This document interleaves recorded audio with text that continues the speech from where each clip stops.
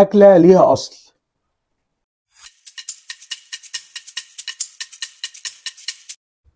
واحد في وسط حرب حب ياكل حاجة كويسة، فابتدى يعمل ايه؟ لقى ان كل ما بيحط سيخ الكباب على النار كل الدهون بتنزل تحت والسيخ بيطلع ناشف شوية. فقام قال ايه؟ قال انا مش هخلي السيخ كده، انا هخلي السيخ كده.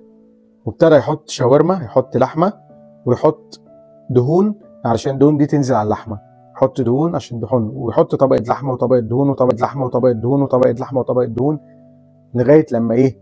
حط الشاورما كده، بس لقى النار تحت مش نافعة، فقام حط النار من هنا، ودي بقت ايه؟ الشاورما. طبعا كلكم عارفين الاكله دي.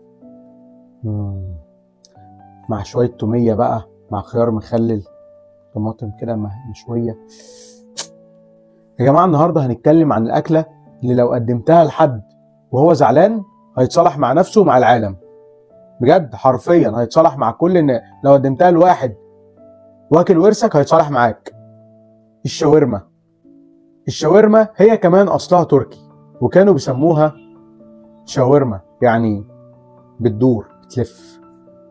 الراجل دوت حب يعمل حاجة عشان ياكلها وقت الحرب، بس اللي حصل صدر أجمد أكلة عرفتها التاريخ وكل الناس دلوقتي بتاكلها.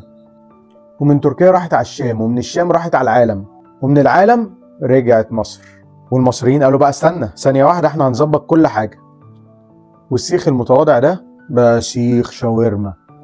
أول ما الشاورما تنزل على الصاج وتسمع صوت يغسلك من جوه.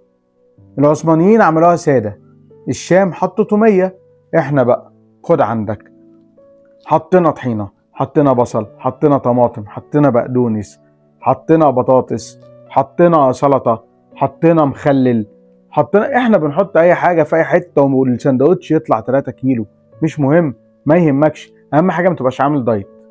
اكلة اصلها عثماني بس الدلع مصري. احنا كمصريين عملنا الشاورما كأنها مشروع قومي ينفع نعمل بيها اي حاجة.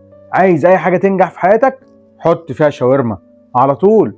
عايز الشاورما تشبعك حط على الشاورما اي حاجة. هي كده لفة النجاح فيها اسمه شاورما. يلا دي كانت القصة بتاعتنا. لو عايز تضرب معانا اكلة جديدة باصلها هيبقى ايه قول لنا في التعليقات. باي باي. مع كل اكلة ليها قصة.